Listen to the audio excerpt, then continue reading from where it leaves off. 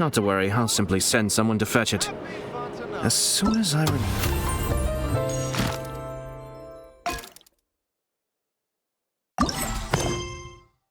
remember what it was.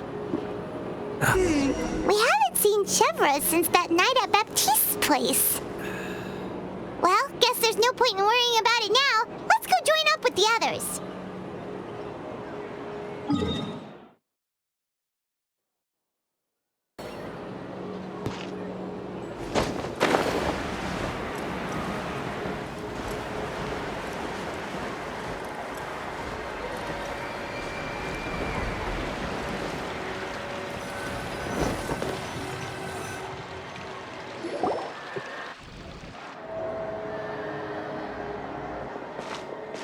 Good morning! Ayaka and I were just talking about you. Is Chevreuse still not joining us today? Probably not. We haven't seen her either. Huh? That's such a pity. Director Furina said that we've only got a few small scenes left before wrapping up the entire thing. She even said that she'll get me into a couple scenes, so everyone will have a chance to shine in front of the camera. We were also planning on having a victory feast once we're all finished filming. You can join us, right? If only Chevreuse was here. I still haven't taken a photo with her. I'm afraid that can't be helped. Those special patrol folks are like phantoms when they've got a case on their hands. But to be honest, I'm even more concerned by what I read in the Steambird earlier this morning. It said that the killer in the murder case was none other than the author of the Two Musketeers. Oh yeah, I heard about that too. He came forward and confessed his crimes, but gave no explanation as to why he pulled the trigger. We didn't know about this case at all when we joined the film. Is it going to affect the reception of our work? From a pure publicity standpoint, this will draw a lot more attention to our film. I have to say, though, that no director can be perfectly comfortable with garnering attention through means other than artistic skill. To be fair, I feel like that ship sailed the moment you allowed yourself to be named as the director on our posters. It's not my fault that I'm super popular. What was that saying again? My popularity has, Sunk to an all-time low? spread to the four corners of Tibet.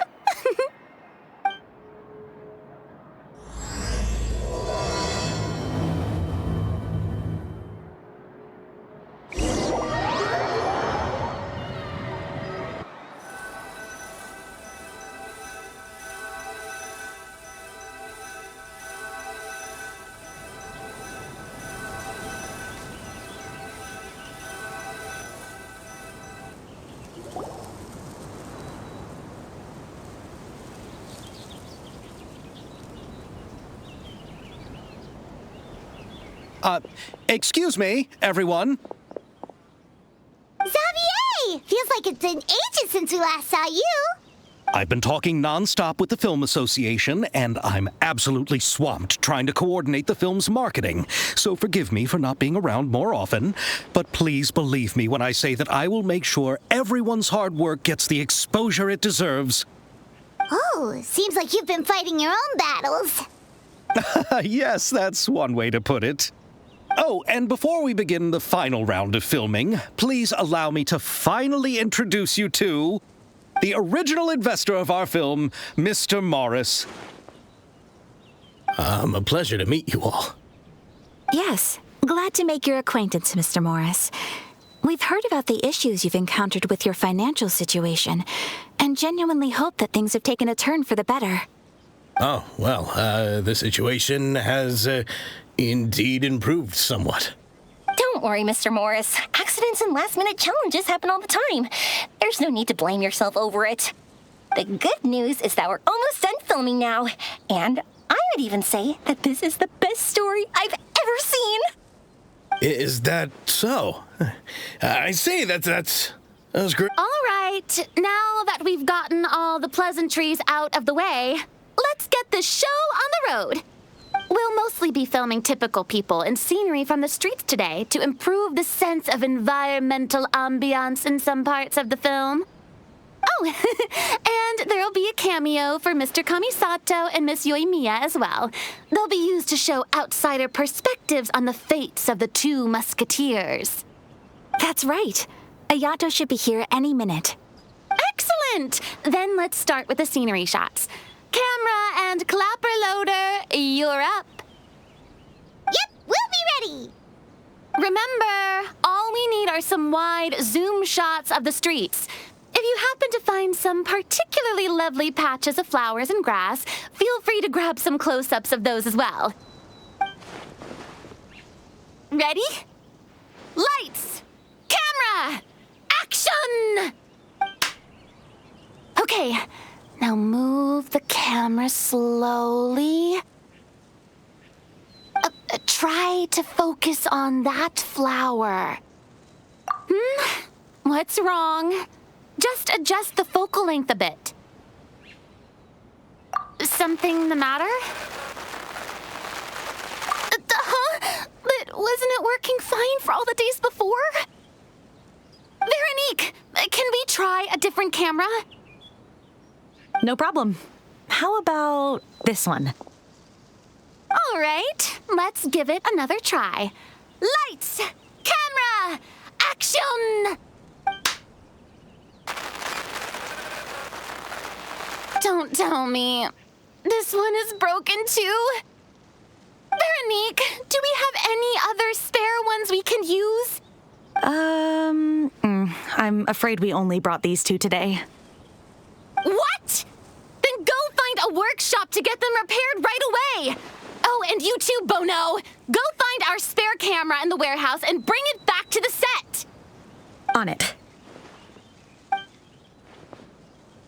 Greetings, everyone. My apologies for the delay.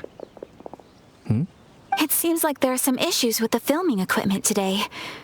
We're stuck for the moment. I see.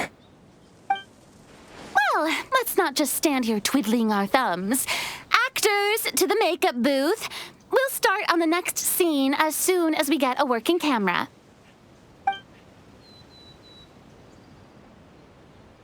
The people at the workshop told me that the part which holds the lens in place seemed to have fallen off. That's super strange. It was perfectly fine just yesterday. Well, no time to dwell on that now. Let's get back to filming. Ahem! Quiet on set! Places, everyone! Lights! Camera! Action! By the way, have you heard about that recent murder case? Yes, I have. It seems that they've caused quite the commotion in the city. I heard that the chief of the guards is so mad about not catching the culprit that he's about to explode. Oh? I find that quite hard to imagine, considering how he already looks most days. Director, we have a problem. Oh, we're in the middle of a take! Couldn't you wait until we wrapped up this scene? No, Director, our film, all the finalized film that we've been keeping in the case has disappeared. Oh, wait, well, what did you say? Mr. Bono, please take me to where the film was kept right away. I'm coming too. No, Yoimiya, you have to stay here. Oh. Okay, listen up. Everyone who's not working on this current scene can go with Bono to look for the film. Everyone else, stay put and wrap up the scene. Unbelievable. How could all these problems happen in just one day? We're back. How did it go? Did you find the film? We found it in the sewers. Huh? In the sewers? Is the film still okay? We discovered it just in time, so we should still be able to salvage it. The others are checking now to see if we lost any specific scenes. Oh, you scared me for a moment there. I nearly thought we had lost everything. I really don't want to experience that feeling of despair again. Okay, but who could have stolen the film and dumped it there? Could it be, some competitors working on other films? But if they wanted to harass us, Why would... Okay, we don't have time to really look into it right now.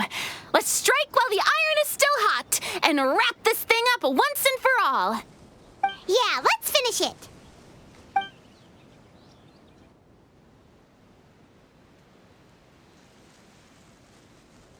I would like to officially announce that our entry to the festival, The Two Musketeers, has now concluded filming! Paimon is spent. It's so late already.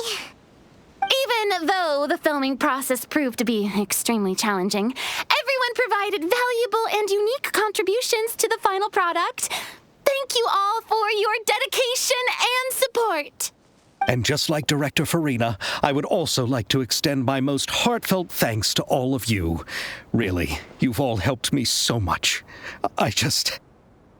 All right, let's save the awards speech for later and hopefully also get some rehearsals in before the real thing. Anyway, now it's time to party! Let's all make our way to the beach and have a celebration feast so loud and fun that even the blubber beast will want in. Party, party! Paimon wants to party!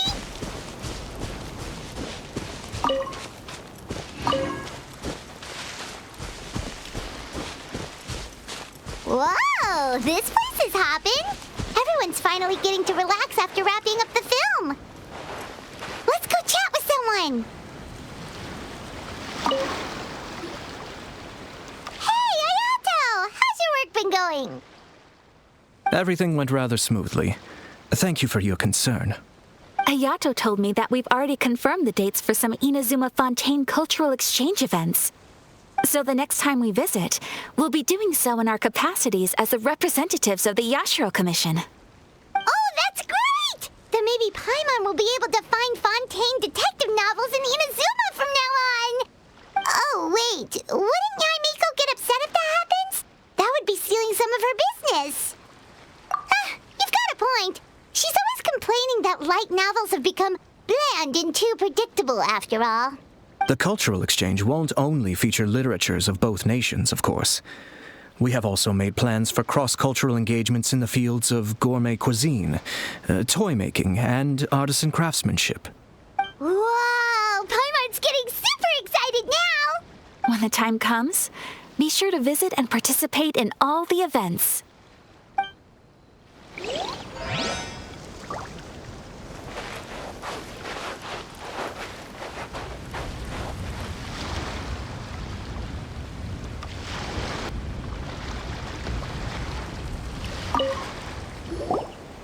Furina! Oh, my darling clapper loader and camera operator. You've both worked really hard. Paimon thinks you worked even harder than us. Honestly, Paimon was getting a little tired of playing with the clapperboard by the end of it. Worst of all, Paimon started having dreams of you shouting, "Lights, camera, action!" into Paimon's ears. The actual dream can't even start until you've yelled that. Hey, if anything, shouldn't I be more grand and delightful than your dreams? We've been through so much together, and that's how your brain remembers me? That's not Paimon's fault. We've just used the clapperboard too much lately. Anyway, what's most important is that we've wrapped the film. I'm pretty confident that we'll take first prize. Hey, no need to mention the official name. Wait, now that you mention it, if we did win the prize, would Furina just get a statue of herself? Come on, I don't need that kind of attention. Xavier can accept the reward on our behalf. But just imagine! Furina accepting the Furina Award and holding a Furina statue. I'm going back to my dessert now. You all can keep discussing that on your own.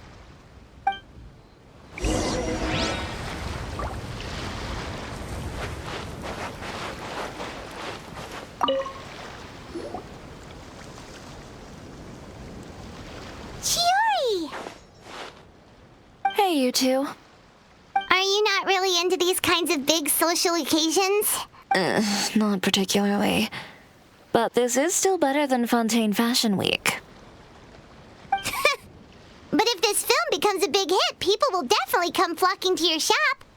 Yes, that's highly likely. As long as the film can premiere as planned. Are you still worried about the case? That and all the obstacles we had to face today. You're right. It's as if all our bad luck just manifested at once. But why today of all days? No, it's nothing. We've already delivered the film to the editors, so there should be nothing more to worry about. How are you doing, Mr. Morris? You having a good time? Well, you could say that. Do you happen to know when the party is scheduled to end? Judging by how much fun everyone's having, I'd say probably not until well after midnight. Is there something that you still have to take care of at home, Mr. Morris? Oh, well, I'm just not a late night person, so I might take off shortly. Oh no! Silly me. I almost forgot something super important. Oh, what is it? I prepared a whole batch of fireworks for the party, but I forgot to bring them over from the warehouse. Fireworks, you say? Well, that's truly a pity. Sorry things didn't go as planned. Could you help me carry them over, Mr. Morris? I won't be able to fetch all of them by myself. Me? Are you sure that you can't find anyone else? I just wanted to make this a surprise for everyone. The warehouse isn't far from here. We'll be there in no time. Pretty please, Mr. Morris. These are some of the best fireworks I've ever made. So I also want you to see them before you leave. They're stunning. I promise that they'll be a once-in-a-lifetime experience that you'll never forget. But... It's okay. Just come with me. If we're sneaky enough, nobody else will see us leaving. All right. The warehouse is right over here. I moved the fireworks there in advance, so it shouldn't be too much work bringing them back. It's still a ways away from the party. Sorry about that, Mr. Morris. It's probably because I'm used to carrying fireworks all the time, so it doesn't feel like a lot of work to me.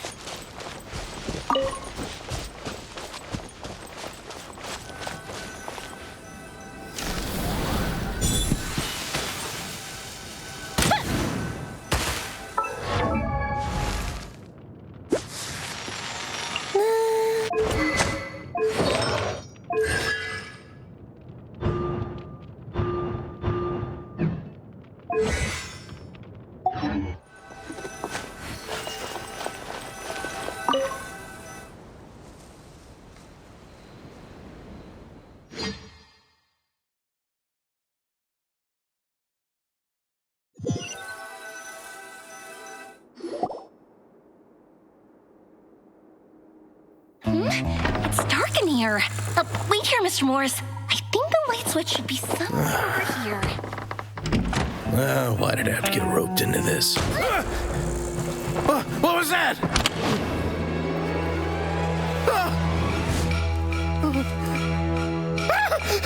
Who's there? Get me out! Get me out of here! Did you really think you'd get away, Morris?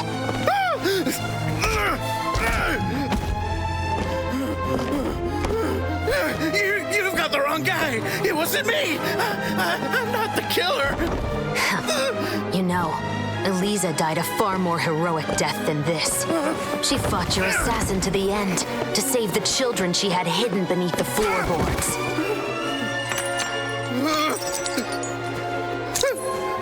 That is Eliza's pendant, the one with a photo of you two inside.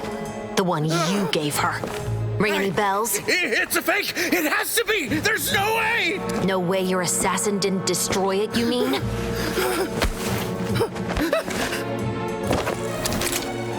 Did you ever love her, Morris? Or was killing her always the plan? No, please. Listen to me. I told Eliza to keep us a secret. I paid her plenty for her silence.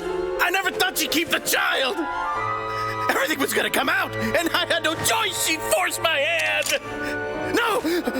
I'm begging you. I have money. Just name your price, please. You can keep your Mora, and you can go to hell.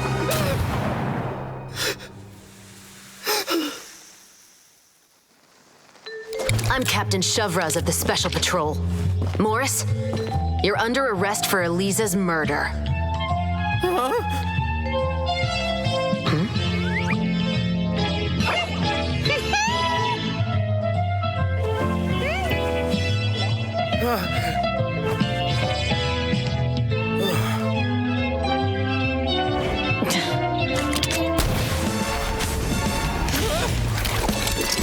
You're under arrest too, prop manager Véronique. Or perhaps I should call you the Second Musketeer.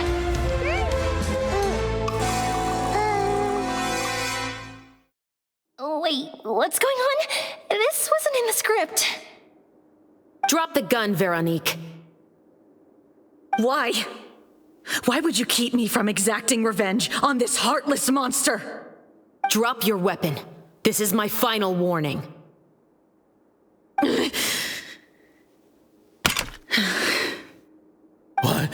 What is going on?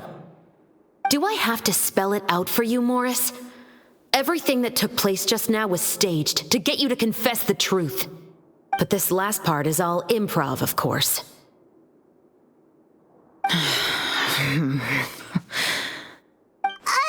Chevreuse, you told us you wanted us to help you stage a play. You never said anything about the Second Musketeer. It's because even I had no way to confirm my theory until now. Thank you for your performance, Yoimiya. Could I trouble you to go and bring in the other Special Patrol members? They should be on standby just outside. Oh, and please tell the other cast members not to worry about us. We'll be rejoining them shortly. On it!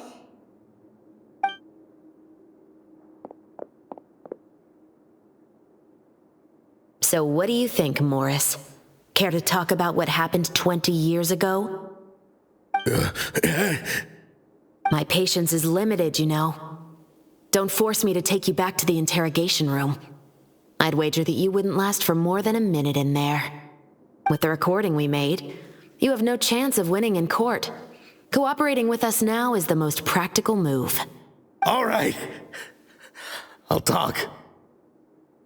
I hired an assassin to murder Elisa. She once worked as a maid on my family's estate. She was very beautiful, and after some time I fell for her. We kept our relationship a secret and carried out an affair for some time, but it wasn't long before she became pregnant. And if my parents ever found out, they would have stripped me of my inheritance and status, driven me out of my home. I also didn't expect Elisa to insist on bringing the pregnancy to term. She even asked me to leave my family and travel far, far away with her. She believed that you were truly in love with her. I didn't have a choice. I gave her a large sum of Mora, told her to leave the family and to get rid of the baby. But then years later, she sent me a letter. There were photos of 2 children, and she even asked if I could find some time to visit them. Huh? 2 children? Paimon thought Baptiste was the only... you mean... Even if she had the children against your will, you could have just ignored the letter entirely. Why kill her? I had just gotten engaged to be married to an heiress from another wealthy family. So if anyone were to find out about Elisa, my life would be completely ruined. I didn't have a choice. No, you always had a choice. You just made the wrong choice. Again. Do you know how it feels to watch your mother be killed right in front of you? My brother and I were hardly even school age yet. We were hidden beneath the floorboards, grasping each other's hands like a lifeline. We were so terrified that we didn't even know we could ever take a breath. All we could do was to watch Mother try to fight back and then collapse to the floor. Even after the assassin left, we were still too terrified to leave our hiding spot. We thought that he might come back. It was only until the next evening when we... But she... had already become cold and stiff to the touch. You made up your mind right then and there to bring this case to light. Not only that, we resolved to get our revenge. And that's why you became the Musketeers. No, that's why I became a musketeer. The man from before was also killed by me. My brother had nothing to do with it. I figured as much. You did? I once told these two that he didn't look like a killer to me. His confession from that night also rubbed me the wrong way. I think what really tipped me off was, how could I not feel a sense of regret in him? He confessed faster than any criminal I've ever met, but he didn't say a single word about you. He insisted that he was the sole perpetrator in the case. But after the questioning ended, I disassembled the musket we dug up from his backyard, put it in front of him, and told him to reassemble it. Wanna guess how far he got? He had no idea where to even start. He's never touched a gun in his life. Based on that, I determined that he was not acting alone. He only surrendered himself to draw our attention and create a moment of opportunity for his partner. So, I decided to play along. And as expected, the second musketeer followed us without hesitation once she saw Morris get separated from the rest of the cast. Besides, why else would he call the novel The Two Musketeers? But how did you know it was Véronique? I figured it out the moment Baptiste told me his father's name. That so-called financial crisis was all just a ruse. He just wanted to sign up as the investor and then leave the film without any source of funding. After all, he has a vested interest in minimizing the reach of this story. It's really just the same thing as what he did to Eliza all those years ago. Human scum. But then Xavier pulled out all the stops and got the film made against all odds. Morris couldn't have that. With the killer in custody, he figured it was safe to act. And so he came to visit the set today, just as I expected.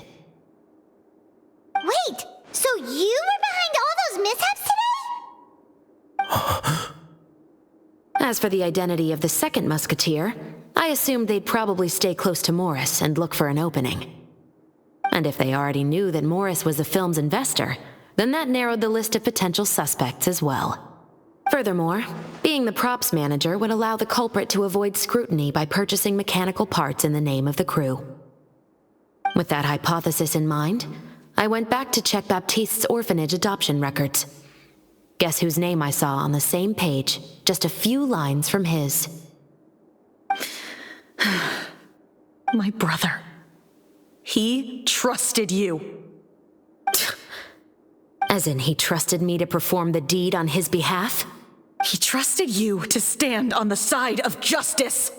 I am. I thought you could do it as well. Oh, the look on your face when you told him to go to hell. I really thought you'd put a bullet in his brain. You know what he has done. Are you telling me that you'd rather see him spend the rest of his life living like a king in the fortress of Meripede?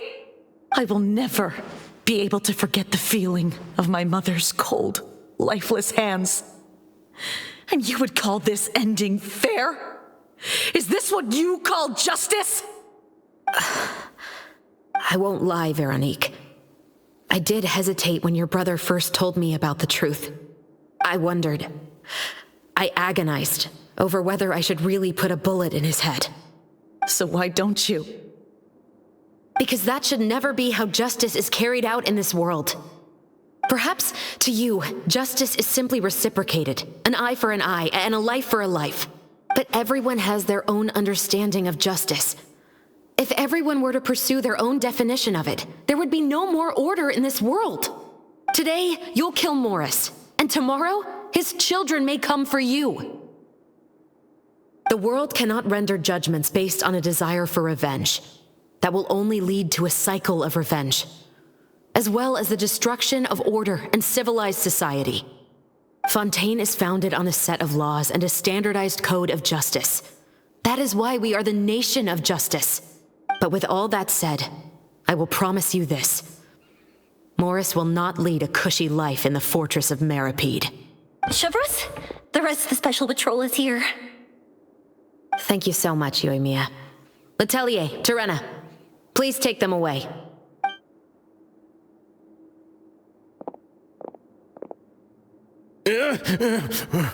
I still can't agree with your reasoning. I know. Justice has not been delivered. At least, not today. Chevreuse. Let's go. We should give an explanation to the crew. Thank you for your concern. I'm fine. I'm just thinking about the things in life that have driven people to take justice into their own hands.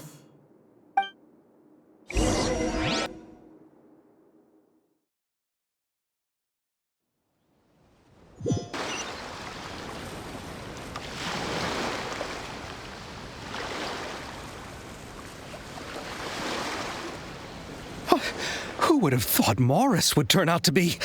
I'm at a loss of words. How could he have done something like this? I'm just glad that you're all safe and sound. Who knew that such a labyrinth of cases would be behind this story? Well, what should we do now? We have a finished film, of course, but should we still go ahead with the premiere? What do you mean? Shouldn't you be even more motivated to spread the word now that you've learned the truth? Chiori is right. I'd also like more people to see this story for themselves. But the real ending of the story seems to have deviated somewhat from the one in the script. The call is yours. We still have time to reshoot an ending if that's what you'd like. No, it's fine as is. I like what we have for the catharsis. Romanticism is what gives works of art their appeal. Fiction is able to explore means of restitution that could never work in real life. Just like the real world, the world of stories also has its own set of rules and justice. These different possibilities are what initially drew me to reading in the first place. Sounds good to me. I support your decision. What about Véronique? Will she... She will soon face her judgment alongside her brother and Morris. If I had to guess, they'll probably all be sent to the fortress of Meripede. I'll make sure to give Risley a heads up about it. Oh, you mean that kind of heads up? Exactly. Ahem. All right, then the matter's settled. Now that everything's been taken care of, there's no reason for us to keep looking all gloomy and grumpy. Let's get back to the feast and enjoy each other's company. We'll be starting the post-production process tomorrow. You should join us, Chevreuse. You missed the first few hours of the party, didn't you? All right. Count me in. Then I'll wait for you over there. There's still some good news that I'd like to share with Chevreuse. Traveler, Paimon, could you wait for me by the sea after the party ends? I'd like to go on a brief walk with the two of you. Thank you very much.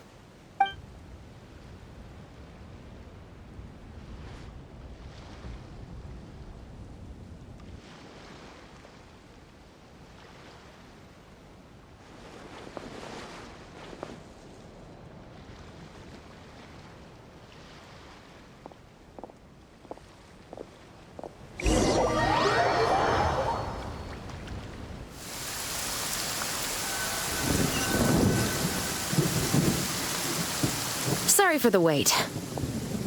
Oh, we weren't waiting long at all. Is there something else you wanted to tell us? No, I don't have anything new to share. I just felt that since you were my investigation partners, I should have another conversation with the two of you. Traveler, how would you have responded to Baptiste's request if you were in my shoes? Is that so? Well, thanks for sharing. When I was young, my father often took me here to swim. We'd come rain or shine, even when it was freezing cold. He told me that swimming was the best activity to train one's strength of will. You could never give up before reaching the shore, especially when the water was cold. Oh? Why's that? Because the moment you give up would be the moment you die. At that point, I still hadn't received my vision. One winter, the chilly wind felt almost like knives on my skin, and the seawater was so frigid that it numbed my toes the moment I stepped in. I cried and begged my father to spare me from having to swim across, but he wouldn't listen. He used to be a member of the Special Patrol as well. You could say it was his way of educating his children. That sounds awful. When he saw that I wouldn't stop crying, he just picked me up and tossed me into the icy water. The bone-chilling cold took away my senses. I couldn't feel anything but fear and rage. I waited for my father to save me, but one look and I knew he'd already started swimming for the opposite shore. I used all of my strength to try and catch up to my father. Those few minutes felt longer than my whole life up until that point. I did, however, make it to the other side. I've never felt afraid about anything in my life after that, nor have I ever cried again. That way of teaching would have never worked on Paimon. Yeah, I don't think that was the right method for anyone. It's just that, working now as I am in the pursuit of justice, I still sometimes feel like I've been tossed into that winter sea all over again. Chevreuse. But the worse I feel, the more I know to never give up. The alternative would be to forever lose myself among the waves. Anyway, how about a race? Neither of us will drown, but we can still see who swims faster.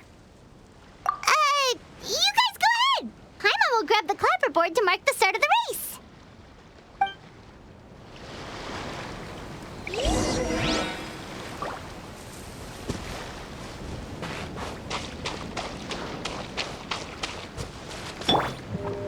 Stop right there!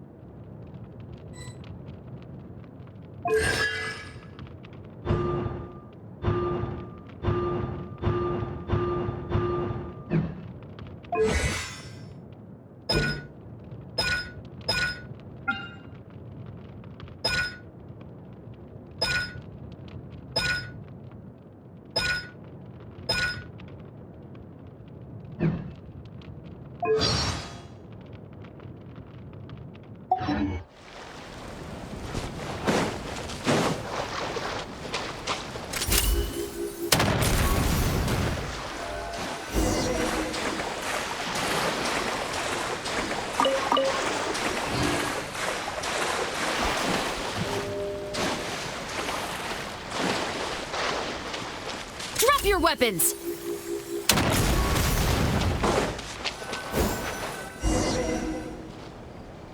Whoa, that felt good. You were so fast in the water, Chevreuse. You were swimming even faster than Paimon can fly. So, about the Special Patrol, did you join because of your dad?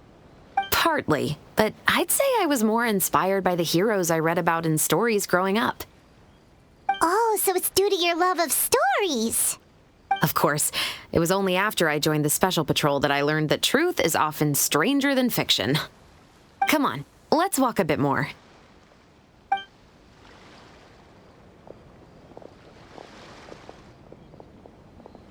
To be honest, I do sometimes question whether the decisions I make are the right ones.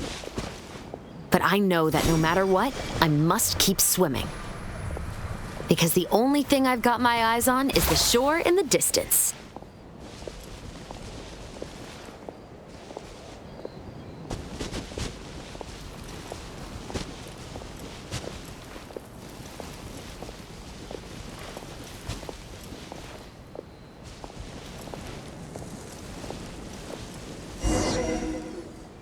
Thank you for coming on this walk with me. I feel a lot better after getting all that off my chest. Huh. We're nearly back at Baptiste's house. Huh. You're right. I didn't realize we were so close. He really did plant a lot of flowers. It's just like how he described it in the story. Huh? Wait. Paimon, Traveler, look! The rainbow roses in the garden. They're in full bloom now.